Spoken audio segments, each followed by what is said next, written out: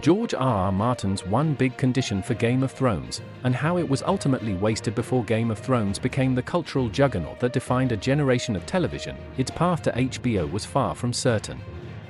When David Benioff and D.B. Weiss first approached George R.R. Martin in 2005 to adapt A Song of Ice and Fire, they were two relatively unknown writers with little experience directing or producing a sprawling fantasy epic. But Martin had one key requirement before he would even consider handing over his story. That condition? They had to correctly answer one of the series' deepest mysteries, the true parentage of Jon Snow. In a 2015 Variety interview, Weiss recalled the make-or-break moment he asked us the question about Jon Snow's parentage.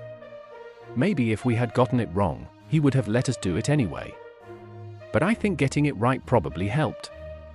Benioff and Weiss did get it right. They correctly deduced that Jon's parents were Lyanna Stark and Rhaegar Targaryen, a truth subtly hinted at in the first book. Readers had long suspected it. Ned's cryptic promises, Lyanna's death at the time of Jon's birth, Ned's secrecy, and Robert Baratheon's hatred of Targaryens all pointed to this hidden lineage. This insight showed Martin that Benioff and Weiss weren't casual fans. They understood the intricate layers of his world and were obsessed enough to piece it together. It was the green light they needed, but fast forward to the later seasons, and the irony becomes bitter. Despite building up the reveal for years, Jon Snow's parentage ultimately meant very little. When Jon, played by Kit Harington, finally learned his true lineage, it had no real effect on his character arc. He didn't seek power, didn't challenge Daenerys, and didn't behave any differently. The reveal mainly served to accelerate Daenerys' descent into paranoia, a plot line that already drew heavy criticism from fans. D&D had proven they understood the lore, but when it came time to deliver a payoff worthy of that twist, they fumbled.